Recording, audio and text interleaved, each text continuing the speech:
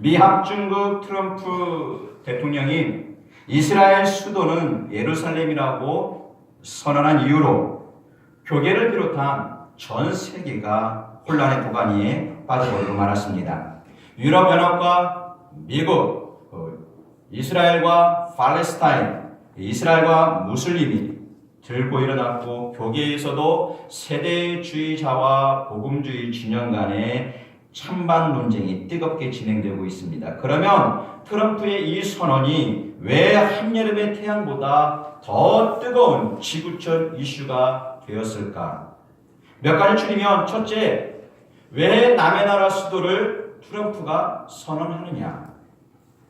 둘째는 트럼프의 선언이 지금 이스라엘과 팔레스타인의 충돌을 더욱더 가속화시키고 있다는 것입니다. 그리고 이 세 번째는 이 트럼프의 선언이, 예루살렘 선언이 이스라엘 회복과 맞물려 메시아 재림과 연계되어 있다는 것입니다. 이러한 미제의 사건을 놓고 볼 때 예루살렘 문제는 단순히 그냥 한 나라 지역에 속한 문제가 아님을 알 수 있습니다. 트럼프의 예루살렘 선언은 자칫하면 제2차 대전, 다시 말해서 3차 대전이라 불리우는 아마겟돈 전쟁이 일어날 수 있는 불시의 도화선이 되어가고 있습니다. 그래서 극도의 민감한 사안입니다. 왜냐하면 이스라엘과 연계된 모든 문제는 항상 전쟁으로 연결되었기 때문입니다. 2차 세계대전 그 원인, 그 출발이 어디 있느냐? 유대인, 인종 말살입니다. 유대인에서 비롯된 이 출발 전쟁이었고, 중세시대의 십자군 전쟁도 결국은 무엇인가? 이 예루살렘과 얽힌 200년간의 전쟁이었습니다. 수많은 사람이 죽었고 수많은 사람들이 방황하고 이렇습니다. 그리고 우리에게도 예루살렘은 일반 도성과는 인식 자체가 다릅니다. 하지만 일반 성도들은 아니 그냥 내가 예수 잘 믿고 교회 생활 잘하면 그만이지 저 예루살렘이 뭐가 중요해 그렇게 말할 수 있습니다. 그래서 신학자이자 이 철학자인 터툴리안도 아테네와 예루살렘이 무슨 상관이 있느냐 그렇게 말했던 것처럼 우리도 예루살렘과 대한민국이 이스라엘과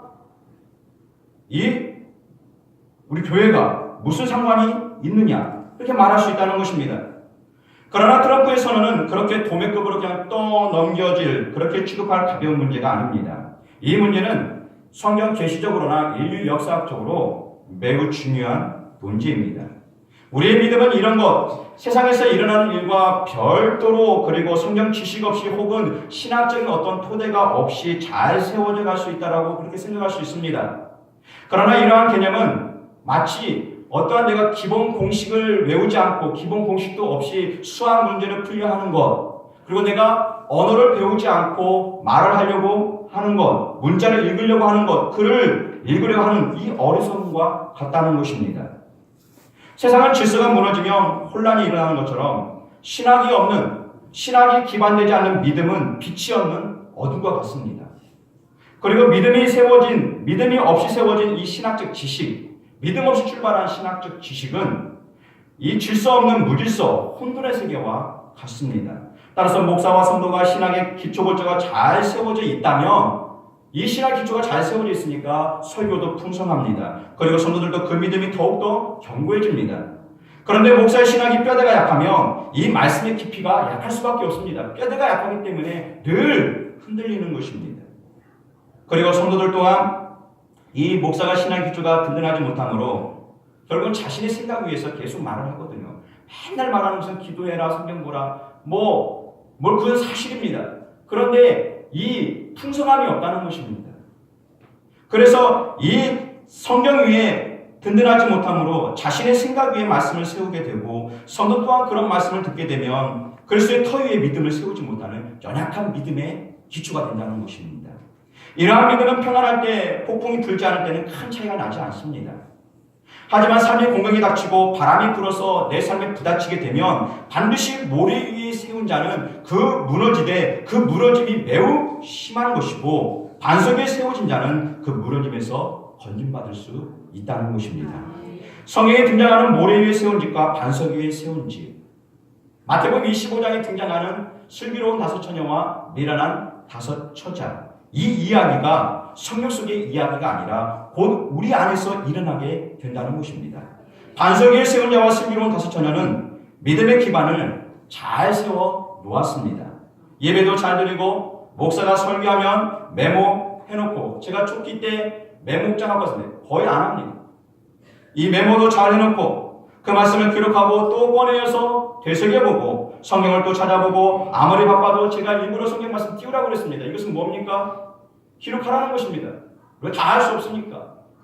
부지런히 준비해서 하는 말씀을 잘 기록해놓고 또 되새겨보고, 아무리 바빠도 시간을 내어서 기도를 회복하고, 목사가 하루에 10,000장, 1000장 읽으라 말하지 아니하고 그저 하루에 한 장이라도 꼭 읽으라 했으니 순종함으로 읽는다면 그 사람은 무슨 사람인가? 미리미리 준비한, 미리미리 예비한, 성경에서 말씀한 것 같이 등과 기름을 미리미리 준비한 바로 슬기로운 다섯 처녀가 되는 것입니다. 반면 모래 위에 건축한 사람, 그리고 어리석은 다섯 처자, 그들은 준비하는 일을 게을리했습니다. 주님 오시는 날 준비한 것이 없으니까, 기름이 다 떨어져 버렸으니까 그들은 멸망한 것입니다. 성경도, 기도도, 순종도 약합니다. 예배도 이런 일 저런 일이 생기면 빠지고, 그렇게 되면 그 신앙의 격차, 믿음의 강도가 약할 수밖에 없는 것입니다. 세상에서도 정식으로 배운 제자와 야매로 배운 자의 차이는 현격히 다릅니다. 삼성 이건희 회장 밑에서 기업 경영 수업을 배운 자와 구멍가게 아래서 경영 수업을 배운 것은 그 레벨 자체가 다를 수밖에 없는 것입니다. 따라서 믿음의 골조가 약한 자는 기도 시간이 없지만 기도한다해도 확신이 없다는 것입니다. 왜요? 기초가 약하니까요. 주를 신뢰함보다 뭐가 더 많은가 고민하고 염려하는 시간이 더 많습니다. 그러나 신앙의 기초가 있는 사람은 아무것도 염려하지 말고 항상 너의 모든 일 주께 다 맡기라. 맡길 수 있는 그런 믿음의 확고함이 생기는데, 기초가 약하니까 맡기질 못하는 겁니다. 그리고 뭐합니까? 염려하는 시간, 고민하는 시간이 더 많습니다. 기도하는 시간보다 그게 더 많다는 것입니다. 힘든 일이 있어서 말씀을 붙잡으려 하지만 이 성경책에 수많은 말씀이 기록되어 있습니다. 그런데도 이 수많은 말씀 중에서 무슨 말씀을 붙잡아야 할지 몰라서 성경을 보지 못합니다. 그리고 머릿속에 떠오르지도 않습니다. 분명히 나에게는 믿음이 있다고 확신했고 또 얼마든지 고난을 극복하고 이겨낼 수 있을 것이라고 생각했지만, 온실이 아닌 광야, 교회가 아닌 세상, 하나님과 물질, 그리고 결혼과 주일성수, 이러한 유혹, 이러한 미혹, 그것이 내 앞에 서게 되면 그냥 무너져 버리는 것입니다. 따라서 우리의 믿음을 반석 위에 세우고 믿음의 터를 견고하게 하려면 반드시 바른 성경 신학과 또 올바른 믿음 위에 그 터를 세워 가시길 축복합니다. 그런데 이 말은 내가 공감하겠는데, 아니 우리의 믿음과 저 예루살렘이 무슨 연관이 있느냐, 이렇게 말하는 사람은 성경을 모르기 때문에 그렇게 말할 수 있다, 그겁니다. 우리의 믿음의 근거는 어디서 출발하는가? 우리의 믿음의 출발은 성경입니다. 성경 없이 믿음을 출발할 수는 없습니다. 따라서 성경을 기반으로 하지 않고 말씀을 전할 수도 없는 것이고 또 논할 수도 없는 것입니다. 마귀를 대적한다? 아니요. 예수님도 성경에 있는 말씀을 가지고, 구약에 있는 말씀을 가지고 사람이 떡으로만 살 것이 아니라 이것이 그냥 나온 것이 아니라 이미 기록된 말씀을 가지고, 성경 말씀을 가지고 주님도 마귀를 대적했다는 것입니다. 주님도 말씀을 가지고 대적했는데 우리가 말씀의 기반 없이, 성경 없이 무엇으로 이 세상을 살아가고 믿음을 가지고 마귀를 대적할 수 있는가? 없다는 것입니다. 그러면 우리의 모든 신앙의 기초, 초석은 바로 성경입니다. 이 성경을 벗어나서는 아무것도 할 수가 없다는 것입니다.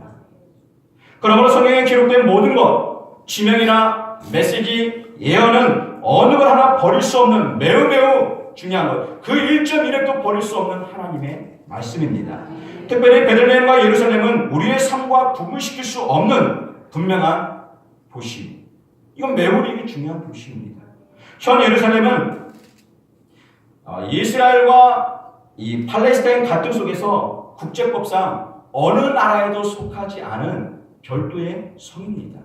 이 예루살렘은 별도의 성. 그래서 어느 나라에서 속하지 않은 무소속 도시. 그러면 트럼프는 왜 국제법상 어느 나라에도 귀속할 수 없는 이 도시를 왜 자기 마음대로 이스라엘 수도로 선언했느냐?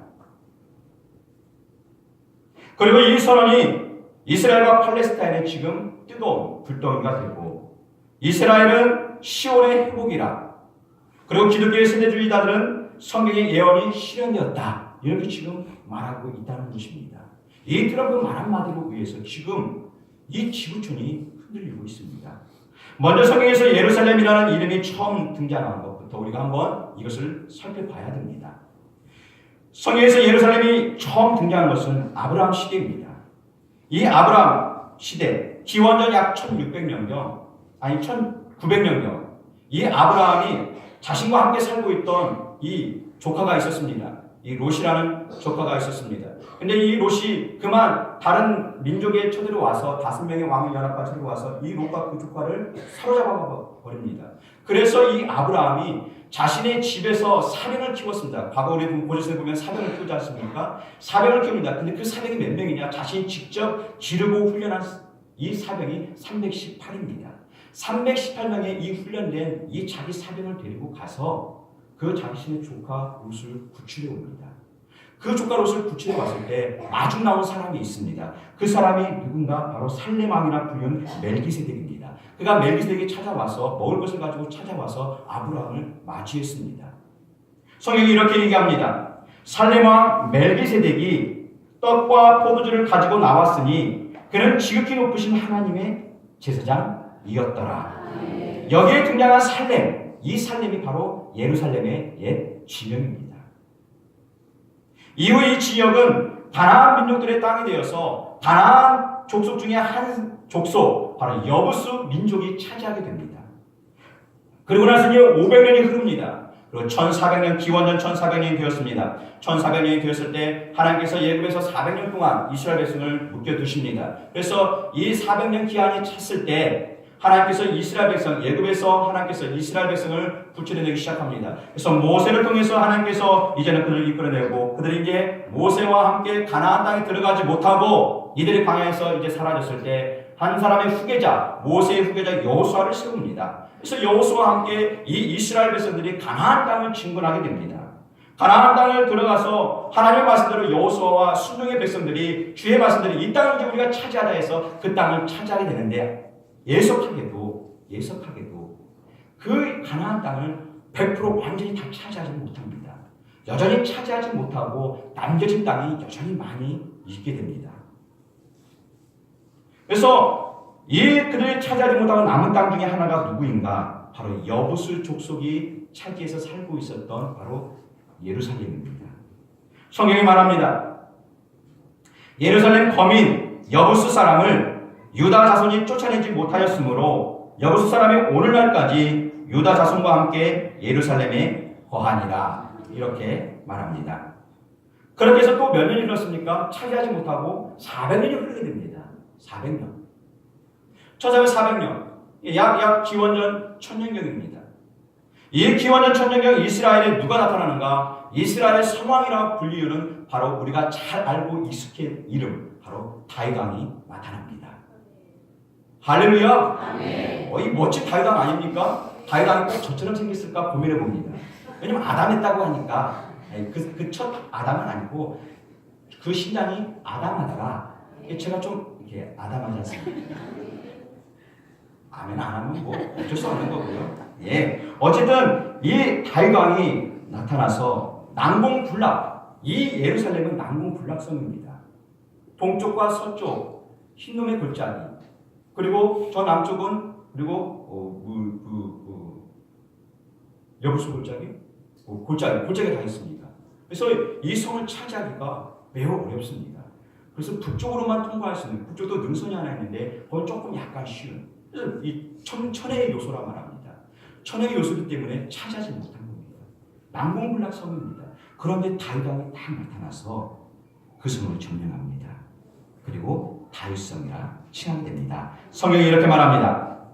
왕과 그 종자들이 예루살렘으로 가서 그 땅 거민 여부수 사람을 치려하매, 그리고 또 이어서 이야기하길 다윗이 시온 산성을 빼앗았으니 이는 다윗성이더라.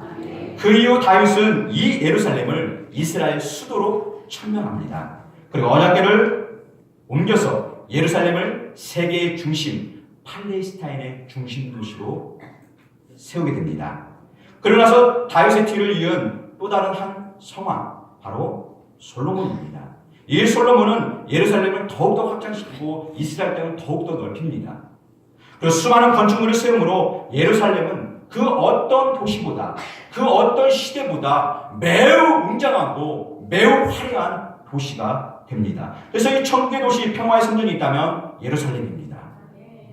솔로몬 시대 예루살렘이 얼마나 크고 웅장했는지 그곳을 방문한 스바의 왕이 이렇게 말합니다. 여기서 스바의 왕 말할 때 발음을 스바, 좀 세게 하면 안 돼요.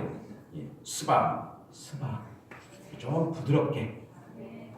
어쨌든 스바의 왕이 이 도시를 보고 뭐라 말합니까? 열왕기상에서 이렇게 말합니다.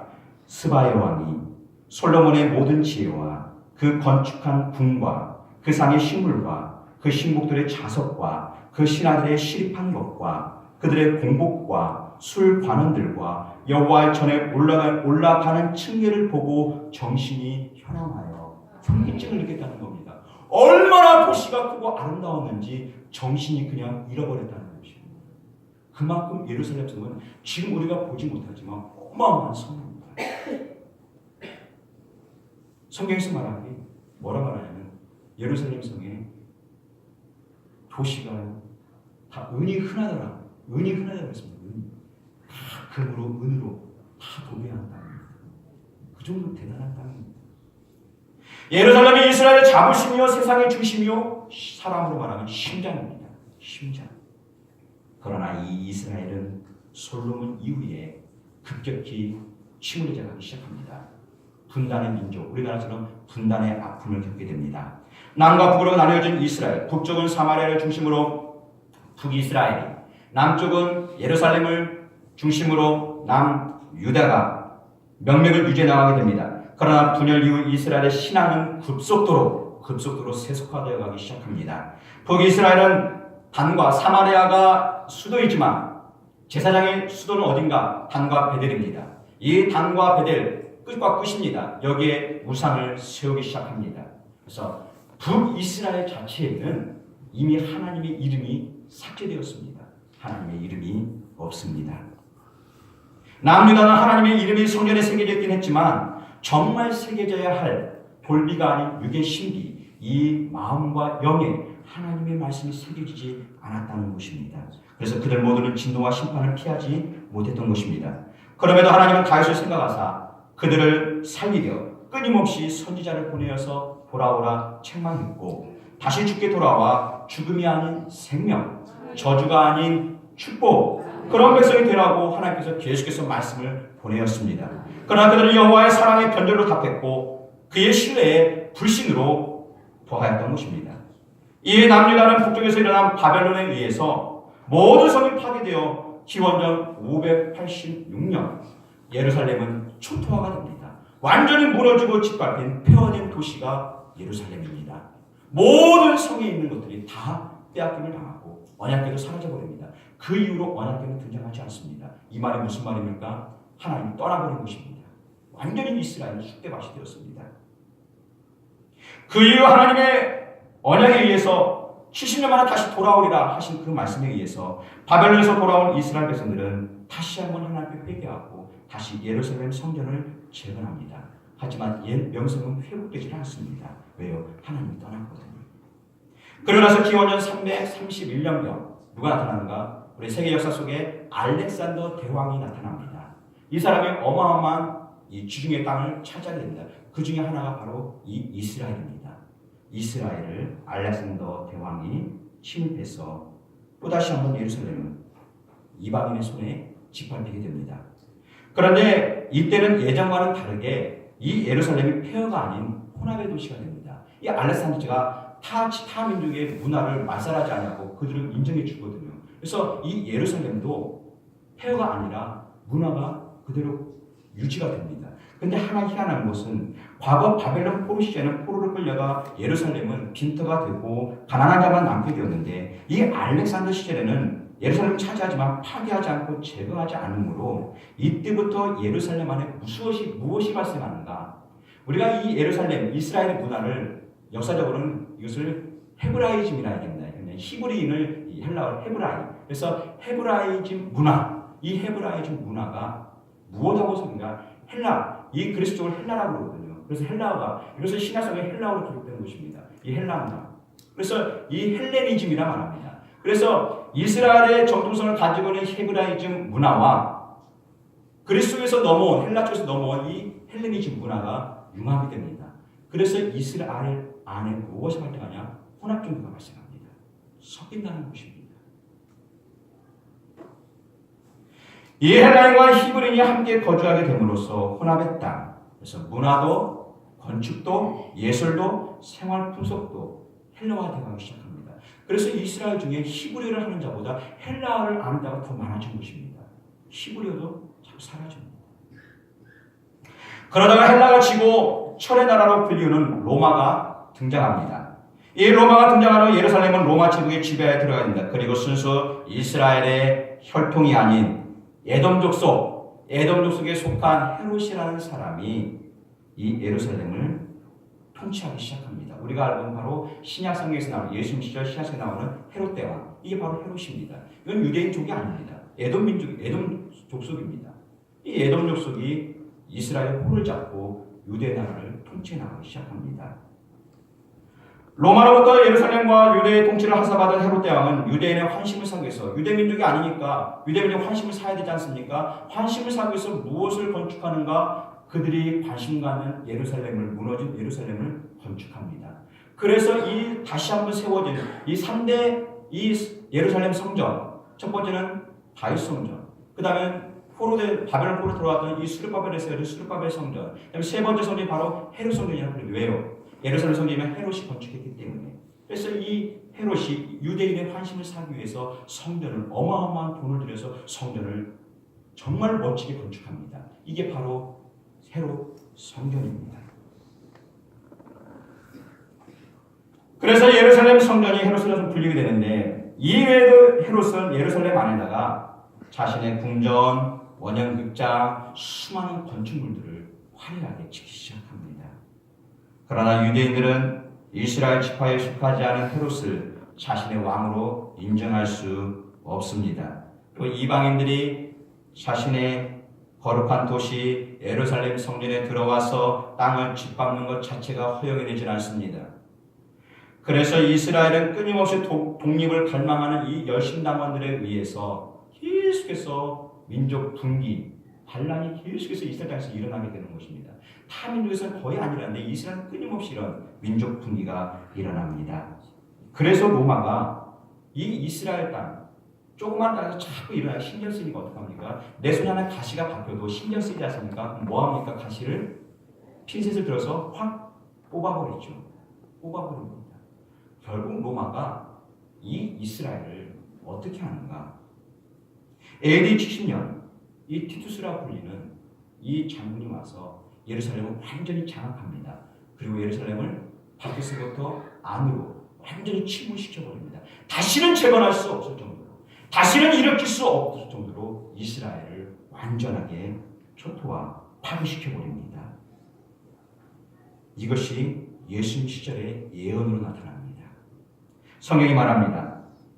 우리 주님께서 말하기를, 나를 이를지라 내 원수들이 토성을 쌓고 너를 둘러 사면으로 가두고 또 너와 및 그 가운데 있는 내 자식들을 땅에 메어 치며 돌 하나도 돌 위에 남기지 아니하리니 이는 권고받는 나를 내가 알지 못함을 인함이라. 결국 성경의 예언대로, 우리 주님의 말씀대로 예루살렘은 처참하게 무너졌고 1948년 이스라엘이 유엔으로부터 독립을 받는 나라로 인정받을 때까지 이스라엘은 뿔뿔이 흩어진 나라 없는 민족으로 살아가게 됩니다. 그렇게 이스라엘은 1000년이 넘도록 나라 없는 민족으로 살아가다가 그러다가 이 땅에 2차 세계대전이 일어납니다. 그리고 그것이 끝난 직후 우리나라도 해방을 맞이하지 않습니까? 1948년 유엔은 모여서 이스라엘을 건국을 합니다. 그리고 총회 결의안을 통해서 이스라엘은 종주권이 없는 국제도시로 명합니다. 그렇게 결정하고 예루살렘을 서쪽은 이스라엘이, 동쪽은 요르단이 차지하게 결정을 합니다. 땅도 차지하고 관리로 하도록 규정합니다. 예루살렘은 그 누구의 도시도 아닙니다. 그 누구의 수도도 될 수 없습니다. 이론에 예루살렘은 반쪽의 도시, 서쪽은 유대인의 땅이요 동쪽은 무슬림의 땅이 되어버립니다. 하지만 이스라엘은 이러한 유엔의 결정을 받아들일 수 없습니다. 이유는 거룩한 산 시온에 해당하는 예루살렘을 또다시 이방인에게 내어줄 수 없다는 것입니다. 그렇고 인해서 20년이 지난 1967년 일방적으로 이스라엘이 저 동예루살렘을 침입합니다. 무차별하게 공격을 합니다. 그리고 점령한 이후 예루살렘은 영원하고 나눌 수 없는 도시라 이스라엘 스스로가 이 이스라엘 예루살렘을 수도로 정합니다. 난리가 났습니다. 이러한 이스라엘 일방적인 행동에 유엔이 동예루살렘을 점령을 불법 점령으로 규탄하기 시작했고 팔레스타인 이 민족들도 자신의 성지 예루살렘을 탈환하기 위해서 지금까지 끊임없이 전쟁을 하고 있습니다. 지금까지 하고 있습니다. 그리고 그 전쟁은 지금까지 멈추지 않고 진행되고 있고 이러한 전쟁의 발판의 앞에 사진 보는 바와 같이 좀 작지만 보시기 바랍니다. 왜 이 동예루살렘이 그렇게 중요한가? 여기에 유대교, 이슬람교, 기독교가 말하는 3대 성지가 서쪽에 있는 것이 아니라 동예루살렘에 다 있습니다. 저기 보시는 것처럼 고대 이스라엘의 왕국 솔로몬의 왕이 세운 이 성전의 터, 바로 통곡의 벽 지금 하나만 남아 있습니다. 저도 가보지 않았지만 그 터가 동쪽에 있습니다. 바로 예루살렘 동쪽에. 그리고 또 하나 저기 보이는 지금 이건 통곡의 벽이고 그 다음에 저기 보면 저쪽에 있는 것이 지금 예루살렘 성전입니다. 황금사원이 되어 있는 예루살렘 성전. 예. 거기 바로 남쪽에 있는 이 알-아크사라고 말하는 서원, 이것이 무엇인가? 이 무슬림을 창조한 마호메트가 여기서 뭐 했습니까? 승천했습니다. 여기서 승천하고, 그래서 여기서 뭐합니까? 아랍인들에게 여기는 매우 신성한 도시. 그래서 그들은 쿠두스라고 부릅니다. 쿠두스가 뭡니까? 아랍어로 신성한 도시입니다. 여기 신성한 도시입니다. 여기 향해서 전하는 도시입니다. 이게 아랍에 속해 있습니다. 그리고 우리 기독교는 어디 있습니까? 기독교는 저기 예를 저 끝에 있습니다. 저기 점선을 표시하는 거 여기 성묘 다 거룩한 성이 들어가 있습니다. 성묘. 기독교에서 성지순례 기독교는 저기는 우리가 말하는 예수 그리스도가 죽으시고 부활하신 곳입니다. 이곳이 다 동쪽 예루살렘에 있습니다. 그러니까 여기는 매우 중요한 곳입니다. 매우 중요한 곳이에요. 이 때문에 이 세 종교가 수천 년 동안 이곳의 영유권을 주장하고 치열하게 전쟁을 벌이는 것입니다. 십자군 전쟁도 예루살렘 탈환, 그것 때문에 탈환하려고 한 것입니다. 왜요? 저기 성지 베들레헴이 예수님이 승천한 곳이 있으니까. 이 아랍권도 자신이 추앙하는 마호메드가 거기 신성한 도시니까 그거 차지해야 돼요.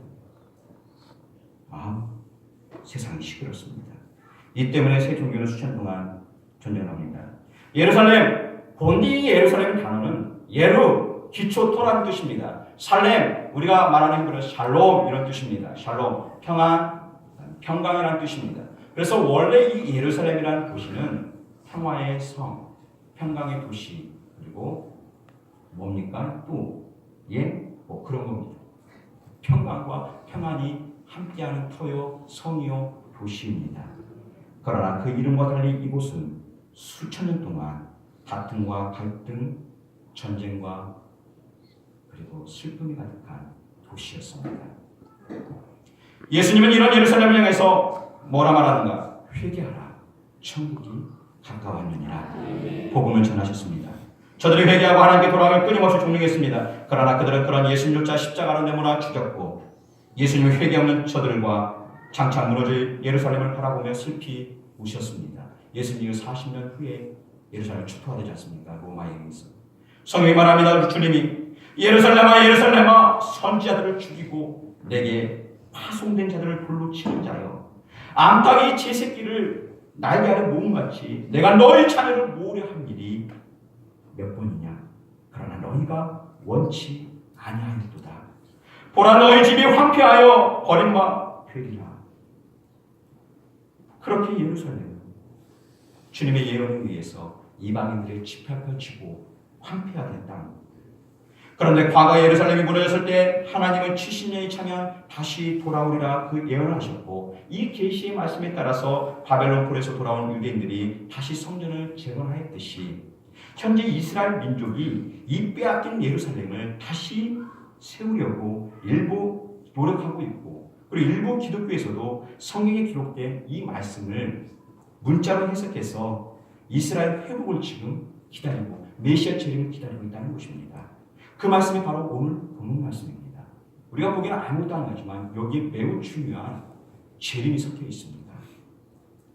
오늘 본문 말씀입니다. 저희가 칼날의 죽임을 당하며 모든 이방에 사로잡혀 가겠고 예루살렘은 이방인의 때가 차기까지 이방인들에게 밟히리라. 이와 유사한 성경 구절이 로마서 11장입니다. 이 비밀을 너희가 모르기를 내가 원치 아니하노니 이 비밀은 이방인의 충만한 수가 들어오기까지 이스라엘의 더러는 완악하게 된 것이라. 그리하여 온 이스라엘이 구원을 얻으리라. 이 구절을 세대주의는 문자 그대로 해석합니다. 그래서 이방인의 때가 차기까지, 여기서 말하는 이방인의 때가 차기까지 했을 때 여기서 이방인은 누구를 가리키느냐? 트럼프를 가리킵니다. 트럼프. 이 트럼프 대통령, 그가 나오기까지 이스라엘과 예루살렘이 이방인과 팔레스타인에게 짓밟힌다 그겁니다. 그가 나오기까지 짓밟히는 것입니다. 그러니까 트럼프가 나온 이후로는 짓밟히지 않는다는 겁니다. 성경의 예언입니다. 이 트럼프가 나와서 그가 이스라엘 하나님 권위를 받아서 예루살렘을 이스라엘 수도로 천명했으니 성경의 예언이 이루어졌다는 것입니다. 그리고 이루어지기 시작합니다. 더 이상 예루살렘은 이제 이방인들에게 짓밟히는 일은 없을 것이라 말합니다. 트럼프가 나오기 전까지는 이방인들이 짓밟혔지만 이제는 그가 왔으니 이스라엘 권위를 받아 트럼프가 예루살렘을 이스라엘 수도로 천명했으니 더 이상 이제 이방인들의 짓밟히는 일은 없다는 것입니다. 구약성은 그렇게 해석하지 않습니까? 구약도 마찬가지고. 그래서 이스라엘은 국제법과 관계없이 성경의 예언대로 예루살렘은 목숨 걸고 사수하는 것. 그러면 성경을 역사나 계시 언어로 해석하지 않고 시대와 세대에 맞추어서 문자로만 해석하는 것이 이 해석하는 세대주의자들 과연 옳은 것인가? 세대주의는 보통 우리 파가 있습니다. 그래서 우리는 예수교 예수파입니다. 장로파, 대한예수교 장로회 장로파, 그리고 또 감리파가 있습니다. 감리교, 침례교는 있습니다. 침례파입니다. 저 오순절 순복음교는 오순절파입니다. 이렇게 파가 많거든요. 파가 많아요. 저희 집에도 파가 꽤 있답니다. 양파, 대파, 쪽파, 참 파 좋아합니다. 대한민국 사람은 파를 아주 좋아합니다. 파가 아주 많아요. 파가 많습니다. 이 특별히 세대주의는 이 침례교 쪽에서 많이 번성해 있습니다. 그래서 침례교 통해서 주로 포진되었지만, 그러나 이제는 이 세대주의가 침례교만 있는 것이 아니라 우리 장로교도 있습니다. 예수님도 다 포진되어 있습니다. 과거 한때 장로교가, 지금은 아니지만 70년대까지만 해도 장로교도 세대주의입니다. 문자 해석을 했습니다. 문자 해석을. 저도 지금도 마찬가지고 문자 해석을 합니다. 하지만 이 세대주의는 성경과 역사가 여러 세대에 걸쳐서 나누어지는 이 세대주의, 그래서 각 세대마다 다 다릅니다. 성경을 지나치게 문자로만 해석합니다. 그렇다고 이 세대주의가 이단은 아닙니다. 이단으로 보면 안 됩니다. 이단은 아닙니다. 단지 해석관이 다를 뿐입니다. 이단은 아닌 걸 기억하시기 바랍니다. 어쨌든 이들은 구약 이스라엘과 이 신약교회에 관련이 없다 말합니다. 무관계성을 주장합니다. 구약의 예수님과 신약은 아무 관계 없습니다. 이스라엘에 대한 구약의 모든 예언은 다 문자 그대로 이루어진다라고 찰떡같이 믿고 있는 자들이 바로 세대주의자들입니다. 이에 세대주의 침례교 목사는 현대 이스라엘의 건립은 성경적 예언의 성취다. 예루살렘은 이스라엘의 영원한 수도며 예루살렘은 영적으로 전 세계의 중심이다. 이렇게 예루살렘, 그래서 예루살렘이 세대주의에 매우 중요한 도시입니다. 물론 저도 성경을 대할 때 성경 문자를 우선으로 해석을 합니다. 그러나 성경은 문자 그대로만 해석하게 되면 반드시 오해에 빠지기 쉽고 성경 전체 메시지를 잘못 해석할 수 있는 경향이 쉽습니다. 특히 예언서 같은 경우는 문자로 해석하는데 한계가 있습니다. 아니요, 예언서, 계시록이나 다니엘 7장 이후부터는 문자로 해석해서는 안 됩니다. 문자로 해석할 수 없는, 문자로 기록되어 있지만 문자 해석이 안 되는 것입니다.